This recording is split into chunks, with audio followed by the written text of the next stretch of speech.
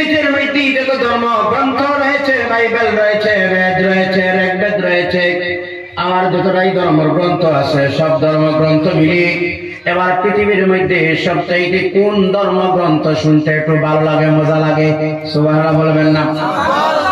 Bible আছে, বেদ আছে, ঋগ্বেদ আছে, গীতা আছে, মহাভারত আছে, এইভাবে অসংখ্য ধর্মগ্রন্থ আছে, আছে না নাই?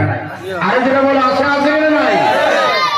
আওয়াজ দিবা, যেহেতু এই আওয়াজ থেকে আওয়াজটা একটু উৎসাহ হয়, বোঝা যায়? আছে না নাই? আছে না নাই? পৃথিবীতে অসংখ্য ধর্মগ্রন্থ আছে। এই চিন্তা ভাবনা করলো যতটা পৃথিবীতে ধর্মগ্রন্থ আছে সব ধর্মগ্রন্থ একত্রিত করে আমরা শুনতে চাই কোন ধর্মগ্রন্থ শুনতে একটু ভালো লাগে, মজা লাগে? ইসলাম। সুবহানাল্লাহ। কোরআন আছে, বেদ আছে, ঋগ্বেদ আছে, বাইবেল আছে, মহাভারত আছে, যতটা ধর্মগ্রন্থ আছে সবটাই ধর্মগ্রন্থ একত্রিত করে কোন ধর্মগ্রন্থ শুনতে ভালো লাগে, মজা লাগে আমরা আজকে টেস্ট করি। এরা একটা মাহফিলের আয়োজন করলো, সুবহানাল্লাহ বলবেন না? মাহফিলের সভাপতিরও প্রয়োজন আছে না নাই? একজন সভাপতিরও প্রয়োজন আছে। সভাপতি ধার্য করা হলো, সিলেক্টেড করা হলো, সময় নির্ধারিত করা হলো। এক একটা ধর্মগ্রন্থ পড়তেই সময় দেওয়া হবে মাত্র 10 মিনিট করে। বাইবেল পড়তেই দেওয়া হবে 10 মিনিট, ঋগ্বেদ পড়তেই দেওয়া হবে 10 মিনিট, আবার মহাভারত পড়তে দেওয়া হবে 10 মিনিট, আর মুসলমানদের ধর্মগ্রন্থ কোরআন পড়তেই দেওয়া হবে 10 মিনিট। কত মিনিট? 10 মিনিট। সভাপতির সামনে একটা রেড বটন রয়েছে আর একটা গ্রিন বটন রয়েছে। রেড বটনে, গ্রিন বটনে যেতে পারলে তোমার সময় শুরু হয়ে গেছে, এবারে তুমি স্টার্ট করো পড়াতে। আর যখন রেড বটনে যেতে মারা হয় তোমার পড়া বন্ধ করো, তোমার সময় শেষ হয়ে গেছে। এবার সভাপতি সব আসন গ্রহণ করলেন, এবার আরম্ভ হবে পড়া।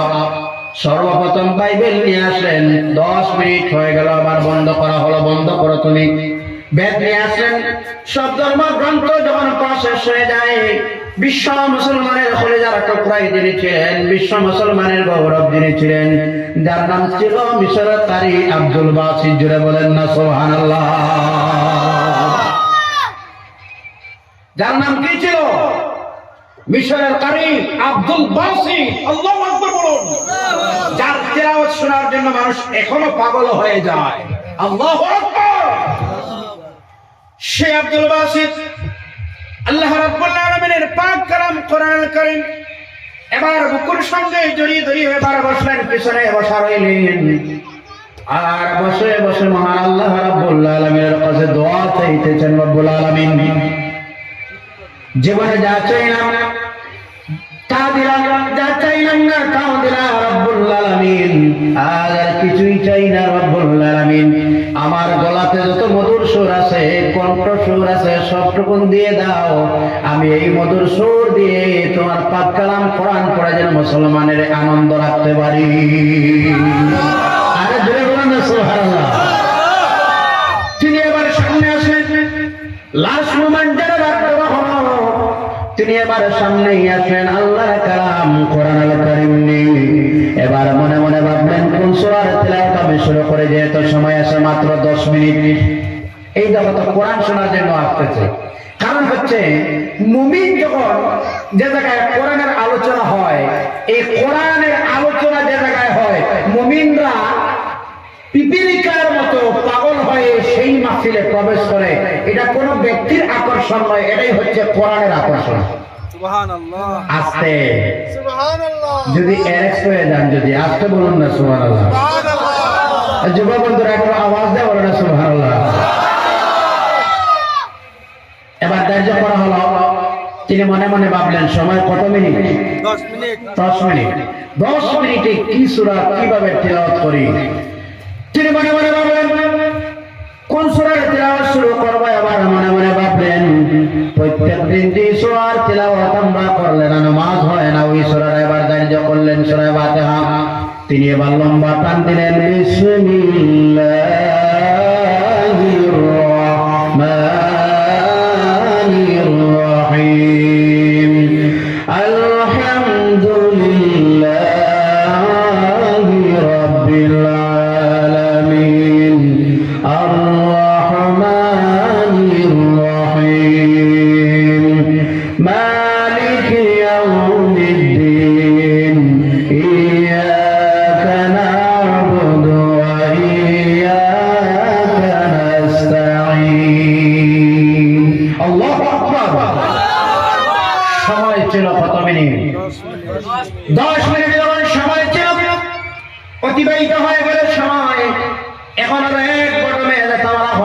সিগন্যাল দেওয়া হয় না, তার মানে সময় আছে না নাই? একটু জোরে বলো না, সময় আছে না নাই? এবার রেড বটমে যেতে হয় না। তিনি মনে মনে ভাবলেন যেহেতু সময় আছে, আমি সুযোগ হারা করতে চাই না। তিনি এবার মনে মনে ভাবলেন আমি এবার পড়া আরম্ভ করি। তিনি মনে মনে একটাই সূরা আবার শুরু করলেন, যে সূরাটার আরম্ভই হলো আমার আল্লাহ রাব্বুল আলামিনের রহমান নাম দিয়ে। জুড়ে বলেন সুবহানাল্লাহ। তিনি এবার লম্বা টান দিলেন, আল্লাহর নাম রহমান দিয়ে সূরাটাই শুরু হলো। তিনি এবার টান দিলেন বিসমিল্লাহির রহমানির রহিম। আর-রহমান আল্লামাল কুরআন খালাকাল ইনসানা আল্লামাহুল বায়ান। সুবহানাল্লাহ। সময় ছিল কত মিনিট? 10 মিনিট। এবার হয়ে গেছে 30 মিনিট। সুবহানাল্লাহ। সুবহানাল্লাহ বলবেন না? এক্সট্রা হয়ে গেল 20 মিনিট। এবার তিনি মনে মনে ভাবলেন, আবার তিলাওয়াত বন্ধ করলেন না। সামনে একজন খ্রিস্টান ধর্মের মানুষ ছিল।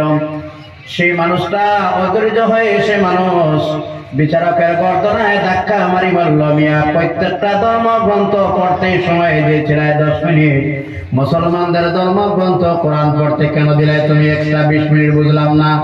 বিচারকের গর্দনায় ধাক্কা মারার সঙ্গে সঙ্গে বিচারক দাঁড়িয়ে বললেন, মিয়া কিছুই বুঝতে পারলাম না। 10 মিনিট আর 20 মিনিট কি বলো তুমি? 10 আর 20 তো আমি কিছুই বুঝতে পারতেছি না।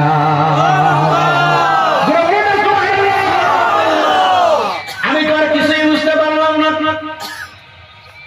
যখন সেই ব্যক্তির আদালতের সামনে নেওয়া হয়, জজ সাহেব যখন সেই প্রশ্ন করেছিলেন, তিনি বলেন সংক্ষিপ্ত ভাবে আমি বলতেছি।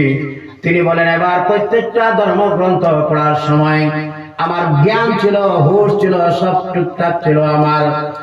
কিন্তু এই মুসলমানদের ধর্মগ্রন্থ নিয়ে একজন মানুষ যখন সামনে এসে লম্বা কিভাবে যখন টান দেওয়া আরম্ভ করলো, এই টান দেওয়ার সঙ্গে সঙ্গে আমি আকাশেই ছিলাম না জমিনেই ছিলাম কিছুই বুঝতে পারলাম না। সেই কিতাবের নাম হচ্ছে আমার আল্লাহর কালাম কোরআন। সুবহানাল্লাহ বলেন না? এজন্য আমার সেই জাতির কাছ থেকে আজ কোরআন চলে যাচ্ছে। কোরআনুল কারীমের শিক্ষা যখন শোনেন তখন আল্লাহ মুসিবত দেওয়া আরম্ভ করে দিছে সেই জাতিরারে। এজন্য আমার বাবারে নিজের ছেলে ইঞ্জিনিয়ার হোক, প্রফেসর হোক, ডক্টর হোক, যেই হয় না কেন, কিন্তু বাবাজান আপনার কাছ থেকে আমি জানতে চাই, সবচাইতে মুসিবতের সময় সবচাইতে কাজে যেই আওলাদটা লাগে সেটাই হচ্ছে হাফিজে কোরআন। সবচাইতে সংকটময় যে সময়, সেই সময়ের নাম হলো, বিপদের সময়ের নাম হলো মরণের বেলা। কথা বলো ঠিক না? নাম আরো জোরে জোরে বলো ঠিক কিনা? এই মরণের বেলা যখন হয়ে যায়, আপনার সন্তান যদি আপনার কিনারায় বসে পড়ে বিসমিল্লাহির রহমানির রহিম ইয়াসিন ওয়াল কুরআনিল হাকীম, এমনি ভাবে যদি পড়ে, আর আপনার দফনের পরেই যদি আপনার কবরের কিনারায় শুক্রবারের দিন দাঁড়াইয়া যদি পড়ে, আল্লাহর হাবিবের হাদিস, আল্লাহর হাবিব বলেন শুক্রবারের দিন কোন সন্তান তার মা আর তার বাবার কবরের কিনারায় দাঁড়াইয়া ইয়াসিন পড়ে যখন মা বাবার জন্য 2 হাত তুলে বলবে রব্বিরহামহুমা কামা রব্বায়ানি সগীরা, আল্লাহর হাবিব বলেন শুক্রবারের দিনের রাতে ইয়াসিন শরীফের বরকতে আল্লাহ তার মা আর তার বাবার কবরের আযাব দূর করিলা। এক নম্বর হলো জাতিরা সেই অধঃপতনে যাওয়ার আল্লাহর কালাম কোরআন ছেড়ে দেওয়ার কারণে। আর 2 নম্বর যেটা হচ্ছে আল্লাহর হাবিব সাল্লাল্লাহু আলাইহি ওয়াসাল্লামের আদর্শ হারা উম্মত হয়ে গেছি আমরা। কথা বলো ঠিক কিনা? একটু ধরে বলো ঠিক কিনা? নবীর আদর্শ হারা উম্মত হয়ে গেলাম। নবীর সুন্নাহ নাই, নবীর আদর্শ নাই। আমার ভাইরা, আমার বাবারা, শোনো, স্লোগান দিলে বড় মুমিন হওয়া যায় না, তাকবীর দিলে বড় মুমিনের পরিচয় মিলে না। মুমিনের পরিচয় যদি দিতে হয় আল্লাহর হাবিব সাল্লাল্লাহু আলাইহি ওয়াসাল্লামের আমল দিয়ে, নবীর সুন্নাত দিয়ে জীবন গড়তে হবে। আদর্শ হারা উম্মত হয়ে গেলাম। শুনেন, এই যুগে যারা আমরা যাদেরকে ফলো করতেছি, অন্যায় ভাবে ফলো বলতেছি আমাদের যারা ফলো করার কথাই ছিল তিনি হলেন আকায়ে নামদার সরকার মদিনা নবী মুহাম্মদ আরবি সাল্লাল্লাহু আলাইহি ওয়াসাল্লাম। সুবহানাল্লাহ। আল্লাহর হাবিবের আদর্শ কি ছিল জানেন? আমার এলাকায় রয়েছেন মুসলিম ভাইরা আছে, আশেপাশে আছে, আসলে না নাই? আমার যারা হিন্দু ভাইরা রয়েছেন আমার ডানে বামে যারা রয়েছেন তাদের উদ্দেশ্যে আমি বলতে চাই দুই একটি কথা। আমি ধর্মনগর একটা প্রোগ্রামে যাই, এখানে মঞ্চের মধ্যে সব ধরনের মানুষ হাজির থাকে। ইসলাম কি শিখায় শোনেন? এই পৃথিবীতে সবচেয়ে মানব প্রেম মানবতা যে ধর্ম শিখায় সেই ধর্মের নাম হচ্ছে ইসলাম। মানবতা যে ধর্ম শিখায় সেই ধর্মের নাম হলো ইসলাম। মানব প্রেম যে ধর্ম শিখায় সেই ধর্মের নাম হলো ইসলাম। আল্লাহ নবী সাল্লাল্লাহু আলাইহি সাল্লামের আদর্শ যা কি ছিল জানেন? আমরা আপনারা এখানে জেনারেল শিক্ষিত মানুষ যারা আছেন জানেন আপনারা আমেরিকার মধ্যে একজন ব্যক্তি ছিল যার নাম ছিল মাইকেল এইচ হার্ট। মাইকেল তিনি মনে মনে বললেন গোটা ওয়ার্ল্ডের মধ্যে আকাশের নিচে জমিনের উপরে সবচেয়ে ভালো মানুষ কারা? তিনি রিসার্চ করে বাহির করলেন গোটা বিশ্বের মধ্যে 100 জন মানুষ ভালো মানুষ। কতজন?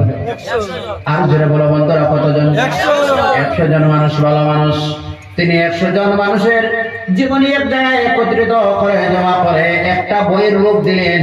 এমনি ভাবে একটা বই গঠন করলেন যে বইটার নাম দিলেন দি 100। 100 জন মানুষের জীবনী তুলে ধরলেন। 100 জনের জীবনী তুলে ধরে প্রথমে যার নাম দিলেন তিনি আর কেউ নাই, যার নাম প্রথম দিলেন 1 নম্বর পৃষ্ঠায় যার নাম হলো তিনি হলেন আপনার আমার নবী, নবী মুহাম্মদুর রাসূলুল্লাহ। তিনি কে ছিলেন? আপনার আমার নবীর নাম দেওয়া হলো। বইটা যখন ফ্লাশ হয়ে যায়, লাইব্রেরিতে যায়, মার্কেটে যখন চলে যায়, সেই বইটা যাওয়ার সঙ্গে যখন অন্যান্য ধর্মের মানুষ সেই বইটা নিয়ে যখন স্টাডি করে, বইটা যখন ওপেন করার সঙ্গে সঙ্গে প্রথম পেজে দেখা যায় কার নাম? মুহাম্মদুর রাসূলুল্লাহ। আরো জোরে বলো না, কার নাম? আপনার আমার কলিজার টুকরা মুসলমানদের ইমান নবী মুহাম্মদুর রাসূলুল্লাহ। ও ভাইরা শুনো, খ্রিস্টান ধর্মের মানুষ প্রশ্ন করা আরম্ভ করে দিল, তুমি একজন খ্রিস্টান লেখক হয়ে মুসলমানদের নবীর নাম কেন তুমি প্রথম পেজে দিলাই? তিনি তার জবাবে বলেন, আমি সারা জীবন রিসার্চ করলাম, গবেষণা করে 100 জন মানুষ বাইরে করলাম গোটা ওয়ার্ল্ডের মধ্যে ভালো মানুষ, বাকি 99 জন রয়েছেন। 99 জনের জীবনে ছোট হোক বড় কোনো একটা ভুল বাহিরে করা যায়, কিন্তু একজনের জীবনটাই ছিল 63 বছরের জীবন। 63 বছরের জীবনের মধ্যে একটা ছোট মোটো কোনো ধরনের ভুল মিলে না।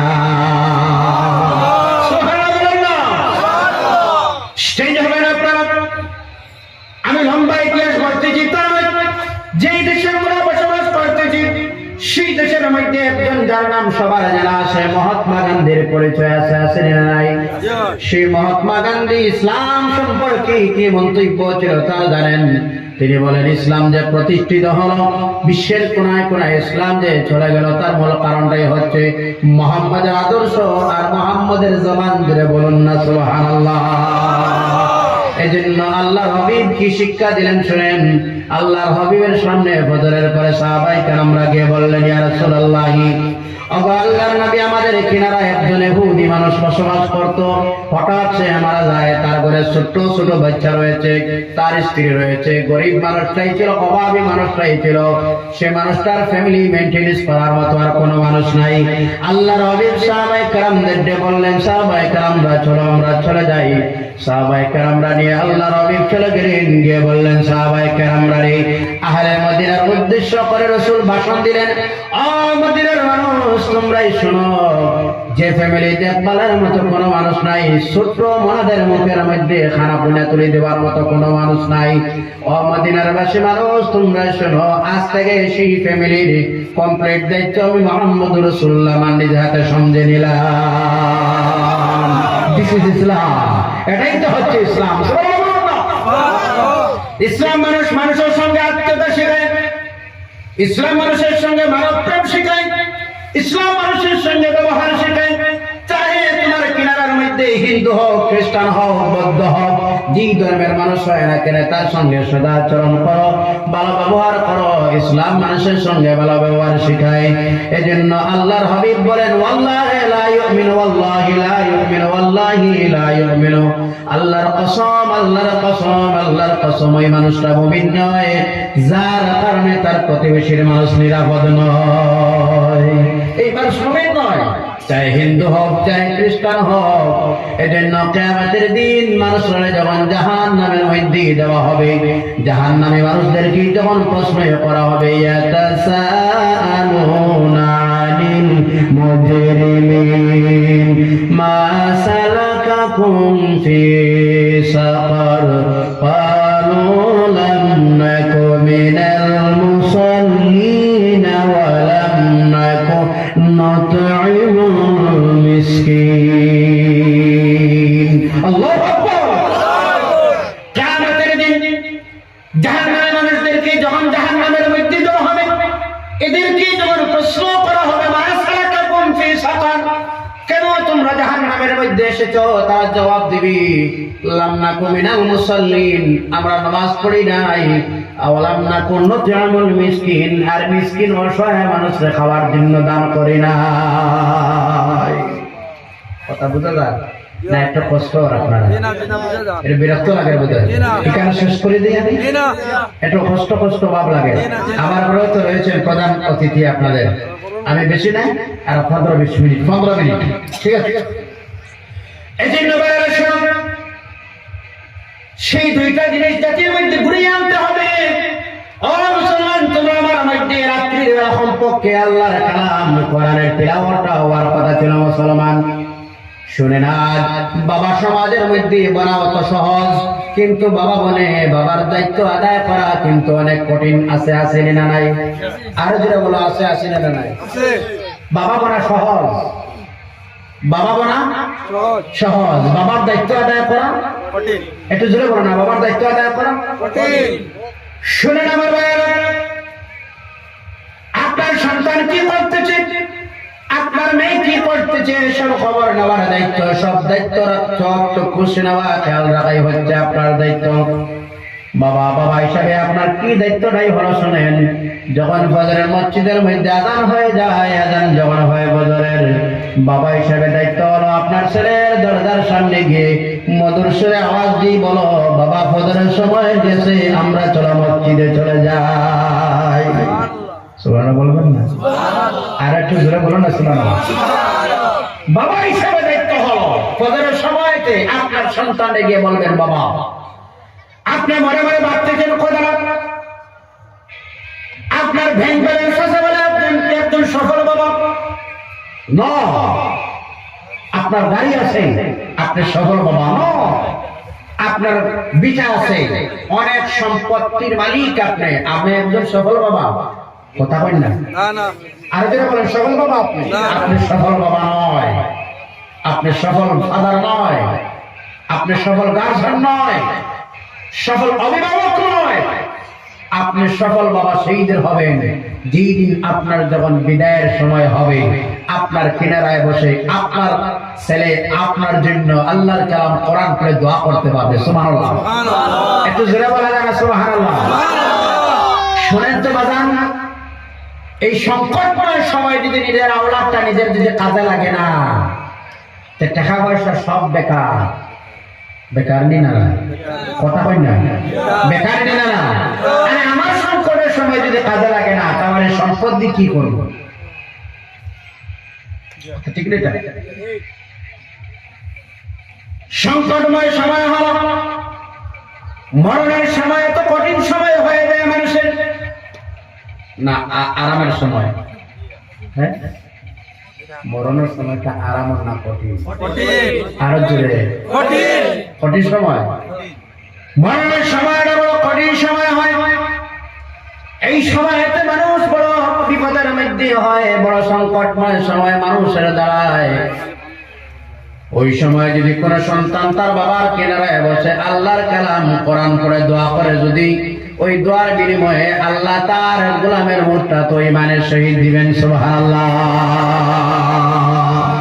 ওই ওই সময় যে সন্তানটা কাজে লাগবে, ওই সময় যে সন্তানটা কাজে লাগবে, ওটাই তো আপনার প্রথম একটু বিপদের সময়ের কাজের সন্তান, ঠিক কিনা? এমবিবিএস কাজে লাগবে, ইঞ্জিনিয়ার সন্তান কাজে লাগবে, আইপিএস অফিসার সন্তান কাজে লাগবে না। কাজে লাগবে যে সন্তান, সেই সন্তানটাই হলো হাফিজে কোরআন, সেই সন্তানটা হলো আকারি সাহেব, সেই সন্তানটা হলো আলিম সাহেব। সুবহানাল্লাহ বলুন না। তার মানে আমরা ওই কথাটা না, আমরা শুধুমাত্র মোল্লা বানাও ইঠা নাই। একজন সন্তান আইপিএস যদি অফিসার হয়, আমাদের সমাজে আইপিএস অফিসারের প্রয়োজনীয়তা আছে, আছে না নাই? ইঞ্জিনিয়ারের প্রয়োজনীয়তা আছে, আমাদের সমাজের মধ্যে ডক্টরের প্রয়োজন আছে, আমাদের সমাজের মধ্যে ইঞ্জিনিয়ার প্রফেসরের প্রয়োজন আছে, আছে না নাই? কিন্তু ইঞ্জিনিয়ার থাকতেই হবে, প্রধান যে শিক্ষা নিতে হবে সেই শিক্ষাটাই হচ্ছে ধার্মিক শিক্ষা। জুড়ে বলুন ঠিক কিনা? প্রধান যে শিক্ষা নিতে হবে সেই শিক্ষার নাম হচ্ছে ধার্মিক শিক্ষা, ধর্মীয় শিক্ষা। এই জন্য ইউপির জমিনে দেখলে, ইউপির জমিনে গেলেই দেখা যায় ইউপিতে প্রধান যে শিক্ষা দেওয়া হয় সেটা হচ্ছে কোরআনুল কারীমের হাফিজ। সুবহানাল্লাহ বলবেন না? কোরআন মুখস্থ করানি হয় প্রথমে। আমার ভাইয়েরা শুনুন, আপনার সেই সন্তানটা কাজে লাগবে। মরণের বেলা যখন আপনার সন্তান আপনার কিনারায় বসে আল্লাহর কালাম কোরআন পড়ে যখন দোয়া করতে পারবে, বাবা আপনি সেই দিন মনে মনে বাবা আপনি হয়ে গেলেন একজন সফল বাবা। জুড়ে বলুন না সুবহানাল্লাহ। প্রত্যেকের মনে আশা থাকে আমার সন্তানটাই যেন আমার শেষ বিদায় বেলা গোসল দিয়ে বিদায় দিতে পারে। কিন্তু ইঞ্জিনিয়ার ছেলে মসজিদের ইমাম সাহেবের কাছে গিয়ে বলবে, হুজুর বাবার গোসলটা কিভাবে দেওয়া যায়? কথা বলো ঠিক কিনা? একটু জোরে বলুন না ঠিক কিনা? যে গোসল দিবে সে খেয়ে দিবে, কথা বল না, কথা বল না, এই মসজিদের ইমাম। আর আমি যদি নিজে আমার বাবার গোসলটা দেই তাহলে ভালোভাবে দিব, ঠিক কিনা? একটু জোরে বলুন ঠিক কিনা? এই জন্য আমার নিজের সন্তানদের যখন গোসল দিবে বাবারে, সে সিনিপ্রমটা গায়ে পরাই দিয়ে বাবার গায়ে আতর মারাইয়া সন্তানটা বিদায় দিবে। বাবা যখন কবরের মধ্যে রাখবে, সন্তানটা আল্লাহর কাছে বলবে, রব্বির হামহুমা কামা রব্বায়ানি সগীরা। এই দোয়া যে সন্তানটাই করবে, ওই সন্তানটাই হচ্ছে তোমার হাফিজে কোরআন। এই সন্তান কোন সন্তান? হাফিজে কোরআন। এই সন্তানটাই হচ্ছে আলিমে দ্বীন, এই সন্তানটাই হচ্ছে কারিউল কোরআন।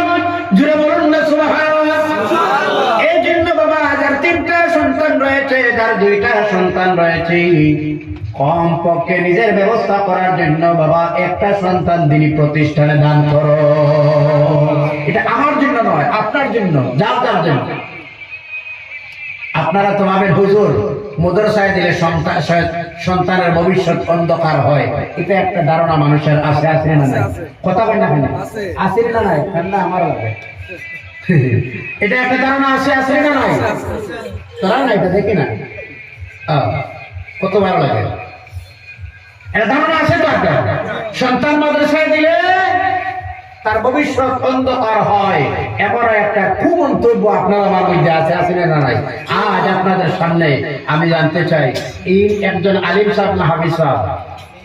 হাফিজ সাহেব, এইজন একজন হাফিজ সাহেব। আপনার কাছে ডানে এবং বামে 2জন, শুধুমাত্র অনলি হাফিজ, আলিম নয়, যদি আলিম অনলি হাফিজ। এই হাফিজ সাহেব শুধুমাত্র হাফিজে কোরআন। এই কোরআনে হাফিজ কোন মানুষের রুজি কাজ করতে লাগে তো না, ঠেলা চালাইতে লাগে? কথা হয় না লাগে? অসংখ্য বিয়ে ভাষা আছে মানুষের রুজি কাজ করে, কথা হয় না? আসেনি না নাই? কিন্তু যে ছেলেরা মাদ্রাসায় পড়ে, হাফিজে কোরআন যদি হয়ে যায়, আলিমে দ্বীন যদি হয়ে যায়, নজির নাই এই পৃথিবীর জমিনে একজন হক্কানি আলিম আর ঠেলা চালায় আসেনি। কথা হয় না? নাই। ইজ্জতের মালিক হলেন আমার আল্লাহ। কোরআন শিকার কারণে, দ্বীন শিকার কারণে আল্লাহ ইজ্জত দি। আর যদিও না দে, কমপক্ষে একটা মসজিদের ইমাম বানাইয়া দে। দেখবা প্রায় জায়গায় ইমামের স্যালারি তো আমাদের একটু কম থাকে, থাকে না? কথা বল, থাকে না? থাকে। কিন্তু ইমামের স্যালারি যদিও কম হয়, দেখবা 30,000 স্যালারি আর ইমামের 5,000 স্যালারি সমান। কথা বল না? একটু জোরে কথা বল না, ঠিক কিনা? ইমামের সম্মান কত দিলাম। আপনি একজন স্কুলের হেডমাস্টার হলেন, হেডমাস্টার সাহেবের নিজের স্ত্রী রাত্রির বেলায় আসার নামাজ পড়ে, টিফিনটা হাতে দিয়ে বলবেন, স্যার ইমাম সাহেবের টিফিনটা দিয়ে আসো। আল্লাহ বলেন 30,000 দিয়া যার বেতন হেডমাস্টার দিয়ে ও হাফিজ তোমার ঘরে বসে টিফিন আনিয়ে খাওয়াইতেছি আমি আল্লাহ।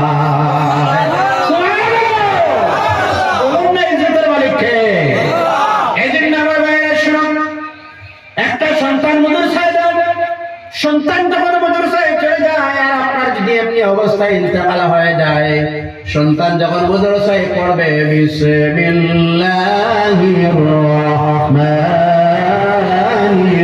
রহিম ইয়াসিন ওয়াল কুরআনিল হাকিম, একটা অক্ষর পড়বে, কবরের মধ্যে আল্লাহ রাব্বুল আলামিন তোমারে সওয়াব দিতেই থাকবে। সুবহানাল্লাহ, কন্টিনিউ সওয়াবের মালিক তুমি। আল্লাহু আকবার। এজন্য আমার ভাইরা,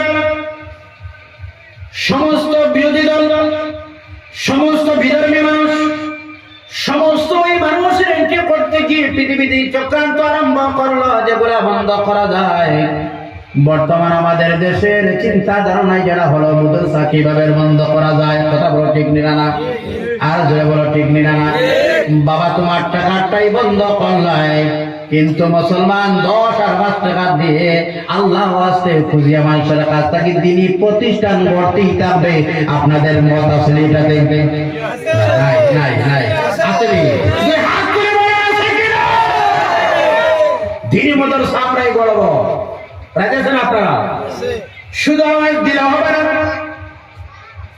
ঘর থেকে যার সন্তান 3টা রয়েছে মাদ্রাসার লাভের জন্য নয়। ও ভাই সাহেব প্লিজ ফলো মি। মাদ্রাসার স্বার্থের জন্য নয়, হামিদ সাহেবের স্বার্থের জন্য নয়, এই হামিদ সাহেবের স্বার্থের জন্য নয়, নিজের স্বার্থের জন্য একটা রাস্তা, একটা সন্তান দিনই প্রতিষ্ঠানে দিয়ে যাও। এই সন্তানটা কোরআন পড়বে, দোয়া করবে তোমার জন্য কবরের কিনারে গিয়ে, রব্বির রহমহুমা কামা রাব্বায়ানি সগীরা। আমি শুনে আনন্দ হলাম, খুশি হলাম। এখানে একটা মাদ্রাসা, যদিও বাবা জায়গায় আমার ঘর, কিন্তু এই জায়গায় প্রথমবার আজকে আসলাম। এখানে একটা মাদ্রাসা আছে, কথা বলি না? মাদ্রাসায় কোনো মত আনবেন না। আমি 2টা হাত জোড়ে করে বলি, নতুন ঝগড়া মাদ্রাসায় আনবেন না, জমিয়তি ঝগড়া মাদ্রাসায় আনবেন না, আহলে সুন্নাতের ঝগড়া মাদ্রাসায় আনবেন না। আমি 2টা হাত জোড়া হাত করি বলি, যার যার সংগঠন বাবা, যার যার সংগঠন বাড়িতে মাদ্রাসায় বেলায় আমরা সবই কিন্তু একই ঝান্ডার নিচে। এটাই হচ্ছে সবার দাবি বর্তমান সময়ে। আর যদি জাতির মধ্যে বিবাদ সৃষ্টি করে দিলে দুর্বল না হয়, আমরা বিরোধীর জবাব দিতে একই মঞ্চে আমরা সবাই দাঁড়িয়ে আমরা বিপক্ষে নারা দিয়ে বলবো আল্লাহু আকবার। আমরা সবাই একই মঞ্চে দাঁড়াইব, যখনই দাঁড়াইব তখনই আমরাই বলবো আমরা লা ইলাহা ইল্লাল্লাহু মুহাম্মাদুর রাসূলুল্লাহ পড়নেওয়ালা। এজন্য মাদ্রাসার মধ্যে এই যেন আসর যেন না পড়ে, এই যেন অ্যাকশন নাই, মাদ্রাসার যেন কোনো নকশানিয়ত না হয়, এই মাদ্রাসার যেন নকশা না হয়। মাদ্রাসা যদি বন্ধ হয় জানাজার ইমাম মিলবে না, মাদ্রাসা যদি বন্ধ হয় মসজিদের ইমাম মিলবে না, মাদ্রাসা যদি বন্ধ হয় মক্তব শিক্ষক মিলবে না, মাদ্রাসা যদি বন্ধ হয় আপনার জানাজার ইমাম মিলবে না। কথা বলো ঠিক কিনা?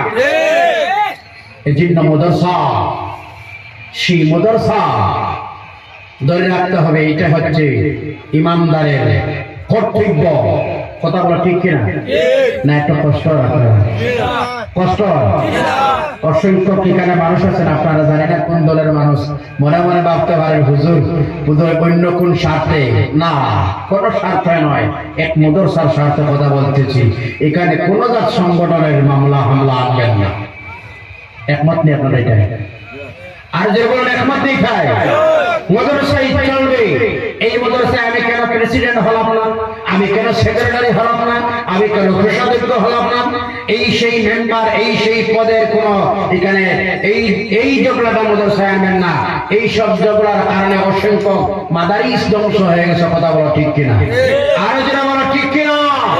এই জন্য আমি আপনাদের খেদমতে সবিনয় অনুরোধ জানাই। আমি লম্বা আলোচনা নাই কেন শেষ করতে চাই, তবে শেষ কথাটা বলতে চাই, সবিনয় অনুরোধ করি, একটা মাদ্রাসা, আমি একটা মাদ্রাসার প্রতিষ্ঠাতা, আপনার অঞ্চল থাকি যদি হয় আলিমানা দিক দিয়ে পড়ানোর ইচ্ছা যদি হয়, মৌলানা লাইনের পড়ানোর যদি ইচ্ছা হয়, তাহলে দিবা আমার এখানে টাকা হওয়ার সুব্যবস্থা এখানে আছে। তপস্যুর 7 বছরে ইংলিশ স্পিকিং সহ মাদ্রাসা কমপ্লিট হয়ে যাবে ইনশাআল্লাহ। ওই চট্টগ্রাম বাগাবাজারে। আর আপনার এলাকায় যে মাদ্রাসা আছে, অনুরোধ আপনার কাছে মাদ্রাসার প্রতি বিশেষ লক্ষ্য রাখবা তো আপনারা। কথা কই না? বর্তমানে ছাত্র আছে নাকি? হ্যাঁ, কতজন? 25 জন হবে না। আর হুজুরদের খেদমতে আমার সেই আবদার, সেই দরখাস্ত থাকবে, হাফিজানা যেন আপনারা কমপক্ষে যদি একটু গ্রামীণ এলাকাও 60 বছরের ভিতরে হাফিজানা বিভাগের রেজাল্ট আমরা দেখতে চাই। কত বছর? কত বছর? এলাকার মানুষ কারা এখানে? এই এলাকা তো আপনারা সারা। কত বছর? কত বছর? 60 বছর। এখানে এক বাচ্চা ভর্তি হয়েছে, আর ভর্তি হওয়ার পরে 7 বছর 8 বছর থেকে খালি হাজিদানা পড়ে, এটা আমরা কিন্তু মানি না। আমরা পুরো চার্জ করব, আমার সন্তান দিব আজকে, আমি 4 বছর পরে আমার সন্তান বাইরে করে নেব এখান থেকে হাফিজ। মত আছেন আপনারা? কথা হইন না? 4 বছর পর্যন্ত দেখবো আমরা কি আপনারা করেন। কথা বলতে বুঝাইতে পারছি না? একটা হাফিজানা কমপ্লিট করতে 3 বছর লাগে। কত বছর? 3 বছর। একটা বাচ্চা হাফিজানা কন্টিনিউ ননস্টপ যদি পড়ে, যদি তার কতদিন লাগে? 3 বছর। আমরা দিলাম, আওয়াজ দিয়ে কথা কই না, আমরা দিলাম 4 বছর। 4 বছরে আমার সন্তান যেন হাফিজ হয় না হয়, আমরা মিটিং করে চার্জ করবো, আমার সন্তান 6 বছর হয়ে গেছে এখনো হাফিজ হয় না, তার মানে আপনারা রীতিমতো পড়াশোনা করেন। ওটাই তো না অন্য কোনো কিছু? ওটাও তো বাস্তব বোঝা যায়। সুতরাং এই দায়িত্ব আছে, আপনারা মাঝে মাঝে দেখবা পড়াশোনা ঠিক আছে এখানে, এখানে শিক্ষকের কোনো অসুবিধা হয়নি, ছাত্র হয়নি, এখানের মাদ্রাসায় সন্তান দিতে রাজি আছেন আপনারা? হ্যাঁ, আসেননি? হ্যাঁ, মত আসেনি আপনারা?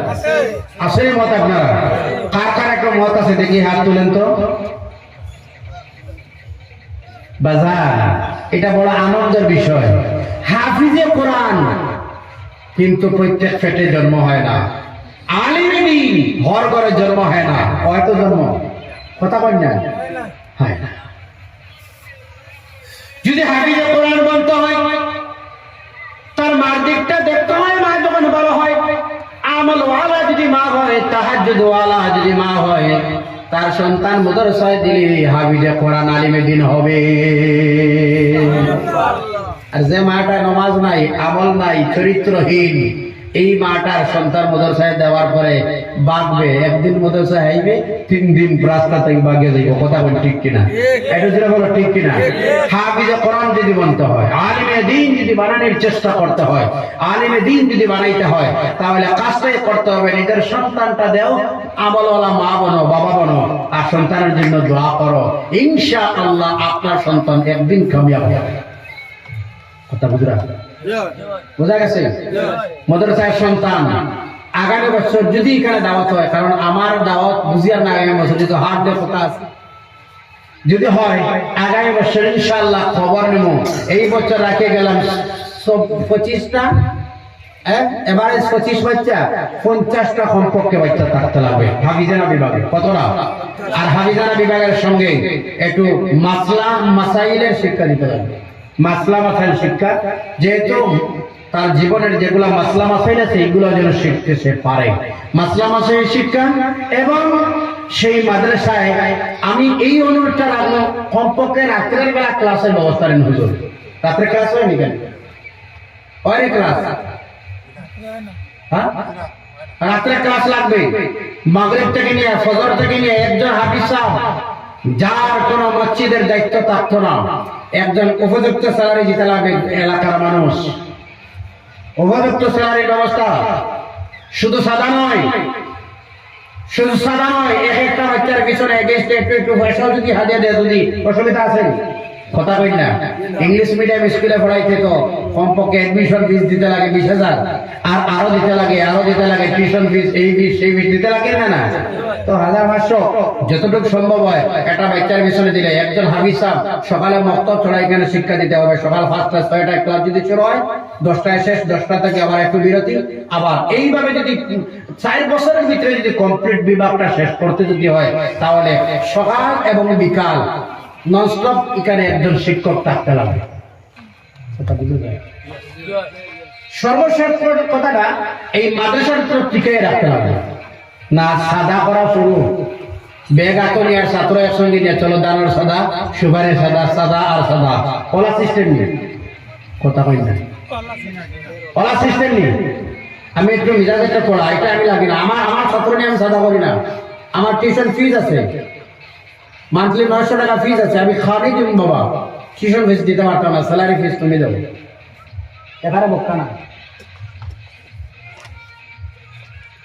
এখানে মাগনা না, একবারে মাগনা না। সুতরাং দানের সাদা আর সুপারির সাদা, এলাকার যুবকরা 2 দিন বাইর হও। সুপারির মৌসুমে 2 দিন, 20 জন যুবক যদি বাইর হয়, 3 দিন বাইর হলে 1 লক্ষ কালেকশন করবে। কথা কই না, খারাপ লাগে নেই। এই মাদ্রাসা সালারির সিস্টেম লাগে। এলাকা থেকে 20 জন যুবক রেডি হও, আর 3 দিন মাদ্রাসার নামে যদি বাইরে এলাকার যুবক, আমার মনে হয় 3 দিনে 1 লক্ষ, সুপারির মৌসুমে, দারার মৌসুমে 3 দিনে আরো 1.5 লক্ষ। বন্ধু বান্ধব আছে, ব্যবসায়ী আছে, 5,000 2,000 4,000 কালেকশন দিবেন না। হুজুর আপনার আর কোনো দায়িত্ব নেই, শুধু পড়ার দায়িত্ব। এক বছর কষ্ট করো, নেক্সট যদি ফল যদি আসে না, হুজুরের চার্জ করা যাবে, হুজুর এতটুকু পরিশ্রম দিলাম, এতটুকু দিলাম, রেজাল্ট নাই, তার মানে 2 স্বপ্ন। কথা কই না। আর আপনারা যদি ছাড়ি দেন, দিন শুধুমাত্র এটা হুজুর কালে সাদা করতো, সুপারি সাদা, আমার সন্তান পড়াইতো, আর ইউনাইটেড ব্যাংক 10 টাকা সুপারি, আর স্টেট ব্যাংক 7 ধার কালেকশন, বেতন কালেকশন করতো। ওটা নেই সিস্টেম। কথা কই না, ওটা সিস্টেম নেই, এটা সিস্টেম নয়। সুন্দর সিস্টেম করো যুবরা। যুব সমাজ চাইলে অনেক কিছু পরিবর্তন করতে পারবে, পারবেই না? আরো যেন বলে পারবেই না। তার প্রধান পারবে না যুব সমাজ। যুবকরা যদি চায়, সব পরিবর্তন করতেই পারবে ইনশাআল্লাহ। পারবেন না? এই মাদ্রাসার প্রতি যদি কোনো মনোমান্যতা, এই মাদ্রাসার প্রতি যদি কোনো অন্য কিছু মনোভাব থাকে, আমি 2টা হাত জোড় করে আপনাদের কাছে চাই, দিনের স্বার্থে, সময়ের দাবিতে আপনারা কাছে জোড় হাত করে বলছি, এইভাবে মাদ্রাসা যদি ধ্বংস হয়, দিন চলে যাবে, ইমাম মিলবে না, শুক্রবারের খতিব মিলবে না, বিবাহের খুতবা দেওয়ালা মিলবে না, জানাজার ইমাম মিলবে না, আপনার আমার সন্তানদের মক্তবের কলিমা কালাম শিক্ষা দেওয়ালা মিলবে না। সুতরাং যুবকেরা আসো, এখানে হাত তুলি বলো, মাদ্রাসার প্রতি সমর্থন আছে বলে 2 হাত তুলে বলো না।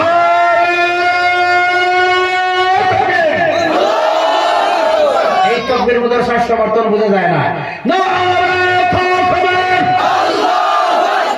আরো জোরে না।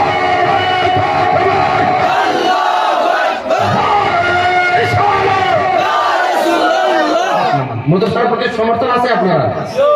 আল্লাহকে ওয়াস্তে মাদ্রাসার প্রতি সাহায্য দিবা, সন্তান মাদ্রাসায় দিবা, আর মাঝে মধ্যে খায় খবর নিবা। রাত্রে এখানে খাওয়ার ব্যবস্থা করো, এখানে মাদ্রাসায় রাত্রের বেলা যেন ছাত্র না যায়। 50 জন ছাত্র, 2 জন 3 জন শিক্ষক, 3 জন শিক্ষক যথেষ্ট। একজন মাসলা মাসাইল, একজন কারি সাহেব তিলাওয়াত সুন্দরভাবে, আর একজন হাফিজ সাহেব, 2 জন হাফিজ সাহেব লাগবে, আর একজন হাফিজ সাহেব কায়দা সিবারা এইসব শিকারি লাগিয়া, আর একজন বড় হাফিজ সাহেব, বাস যথেষ্ট। এই বিভাগটা চলবে সুন্দরভাবে। আল্লাহ যেন সালাদির তৌফিক দেন, বলুন আল্লাহুম্মা আমিন। আর আল্লাহুম্মা আমিন। আল্লাহ রাব্বুল আলামিন এই মেহনত মশাক্কত মাদ্রাসা আল্লাহ যেন কবুল করে, আর আল্লাহ যেন এই মাদ্রাসা এই জায়গায় কিয়ামত পর্যন্ত যেন জারি রাখে। আল্লাহুম্মা আমিন। বেজার হয়েছেন আপনারা? এটা কষ্ট লাগছে না আপনারা? এটা ওয়াজ আর এই ওয়াজ সমান নয়। এটা হচ্ছে একটা দিনই মাদ্রাসার প্রতি, জন্য মাদ্রাসারে সামনে রাখে কিছু কথা কইতেই লাগে বাধ্যতামূলক। সুতরাং যুবকদের কাছে আমার অনুরোধ, একটা ঘরের মধ্যে একটা গটি রাখো, টাকা প্রত্যেক দিন মাদ্রাসা আমি নিজের রোজে কাজ থাকি 10 টাকা 10 টাকা 10 টাকা 10 টাকা 10 টাকা বছর এটা বাংলো যা হবে মাদ্রাসায় দিবা, দেখবা হয়তো আপনার 7,000 8,000 হয়ে গেছে। সুবহানাল্লাহ। বুঝলা? আপনি মা বাবার রুহের মাগফিরাতের জন্য মধ্যখানে রিসালে সবের উদ্দেশ্য আল্লাহ যেন কবুল করে, আল্লাহুম্মা আমিন। আপনারা কাছে একটু কড়া ভাষায় কথা হওয়ার কারণে কিছু খারাপ লাগছে আপনারা না? দোয়া কি আদর রাখবো আপনারা? আল্লাহ যেন তৌফিক দেন। আল্লাহ রাব্বুল আলামিনের প্রত্যেকর দুনিয়া এবং আখিরাতের জীবনটা যেন উজালা বানায় দেয়। আল্লাহুম্মা আমিন সুম্মা আমিন ওয়া মা আলাইনা ইল্লাল বালাগ। আল্লাহুম্মা আমিন। আলহামদুলিল্লাহি রাব্বিল আলামিন। রব্বানা যালামনা আনফুসানা ওয়া ইল্লাম তাগফির লানা ওয়া তারহামনা লানাকুনান্না মিনাল খাসিরিন। রব্বুল আলামিন আল্লাহ দাবাবে উফাজে জান্নি সামনে বাবার বয়সের মুরব্বিয়ানে کرام রানী নওজোয়ান বন্ধুগণ সবকে নিয়ে তোমার দরবারে দুই হাত তুললাম। মেহেরবানি করে আলোচনা করা আর আলোচনার শোনা আল্লাহ তোমার বান্দারা যা আয়োজন করলা तमाम রে রব্বুল আলামিন কবুল আর মঞ্জুর ফরমাও। রব্বুল আলামিন যা সওয়াব দিবেন সোনার মদিনায় নবীজির রওজা মুবারকের মধ্যে নিয়ে পৌঁছে দাও। তোমার হাবিবের যত উম্মত কবরের বাসিন্দা तमाम কবরের মধ্যে সব নিয়ে পৌঁছে দাও। বিলখুসুস আল্লাহ আমাদের খারমান নাই, খারাপ বাবা নাই, তুমি বলা দেখাই আল্লাহ আমাদের যারা মা বাবা আন্দারে গড়াতে আসেন আল্লাহ আমাদের মধ্যে আমার খবর দে, তুমি জান্নাতুল ফিরদাউসের টুকরা বানাইয়া দাও। রব্বে করিম তোমার দরবারে ভিক্ষা চাই আল্লাহ, আমাদের অসুস্থ মা বাবারে তুমি সুস্থতা দান ফরমাও আল্লাহ। এই মাদ্রাসার তুমি কবুল আর মঞ্জুর ফরমাও। এলাকার মানুষ বড় বড় মনে বড় আশা নিয়ে মাদ্রাসায় প্রতিষ্ঠিত করলাম। রব্বুল আলামিন এই মাদ্রাসায় তুমি রব্বুল আলামিন কবুল ফরমাও আল্লাহ। যত মানুষের যত প্রকারের সাহায্য সহযোগিতা দিতে আছেন আল্লাহ তুমি কবুল ফরমাও আল্লাহ। এখানে উলামায়ে কেরাম হাফাজে জামরা অনেক পরিশ্রম দিতে আছেন আল্লাহ কবুল ফরমাও। রব্বুল আলামিন মুরব্বিয়ানে কেরামরা অনেক পরামর্শ দিতেছেন কবুল ফরমাও। আমার যুব বন্ধুরা সাহায্য সহযোগিতা দিতে আছেন কবুল আর মঞ্জুর ফরমাও আল্লাহ। যত বাচ্চা এই মাদ্রাসার মধ্যে পড়াশোনা করতেছেন আল্লাহ এটারে তুমি হক্কানি হাফিজ সাহেব দিনের বড় বড় খাদিম মুজাহিদ বানায়া দাও। রব্বুল আলামিন আরহামুর রাহিমিন তোমার দরবারে ভিক্ষা চাই। যে ঘরের মধ্যে ওই খানা পিনা খাইলাম আল্লাহ মাত্র সব পৃথিবীতে নাই বিদায় নিলা আল্লাহ। তোমার বান্দার মার খানদার বাবার খানদান শ্বশুরের খানদান রে মাফ ফরমাও। তোমার বান্দার কবরের মধ্যে তুমি এর সব নিয়ে পৌঁছে দাও আল্লাহ। এই বাড়ির মধ্যে রহমত খান নজল ফরমাও আর কিছু আফাত বলিয়াত মাসাইব থেকে হেফাজত ফরমাও। রব্বে করিম তোমার দরবারে ভিক্ষা চাই আল্লাহ। মাদারিসে ইসলামের হেফাজত ফরমাও। এই মাদ্রাসা বন্ধ করার জন্য যেগুলা চক্রান্ত জালিমরা করতেছে আল্লাহ তোমার কুদরতি হাত দিয়ে তুমি এটারে ধ্বংস করো আল্লাহ। আল্লাহ রহমান রাহিমিন আমাদের মাদারিসের হেফাজত ফরমাও, আমাদের মাসাজিদের হেফাজত ফরমাও, মুমিন আর মুমিনাতের হেফাজত ফরমাও আল্লাহ। তোমার বান্দারে তোমার হাওলা করলাম, আমিও তোমার হাওলা হলাম রব্বুল আলামিন আল্লাহ। তোমার রহমতের নিচে তুমি আমরা জায়গা হান্তা দিলা আল্লাহ। আয় আল্লাহ রহমান রাহিমিন গুনার কারণে এই জমিনে জলিল বানাইও না, বিতাই বানাইও না, শর্মিন্দা বানাইও না আল্লাহ। আয় আল্লাহ জানি না কোন দিন পৃথিবীর জমিন থেকে বিদায় নেওয়া লাগবে আল্লাহ রহমান রাহিমিন। বিদায় নেওয়ার আগে আল্লাহ প্রত্যেককে তোমার বাড়ি আর তোমার হাবিবের বাড়ির জিয়ারত নসিব ফরমাও আল্লাহ। তোমার কোন বান্দারা কোন আসানিয়া তুল্লাহ তুমি মালা দেখায় প্রত্যেকের আসলে তুমি নেক বানাবার ঘোরা ফরমাও রব্বুল আলামিন। জানি না আল্লাহ কোন দিন কোন জায়গায় কোন সময়ে কিভাবে মৃত্যু দিবে আল্লাহ। মরণের বেলা গুনাহগারের কান্ডারি নবী, হাসরের দিনের তরওয়ালা নবী নবী মুহাম্মদুর রাসূলুল্লাহ সাল্লাল্লাহু আলাইহি ওয়াসাল্লামের নূরানি চেহারা নয়নের সামনে রাখিয়া নয়ন ভরিয়া নবীজির চেহারা দেখাইয়া বারবার জবানে জারি করে দিও লা ইলাহা ইল্লাল্লাহ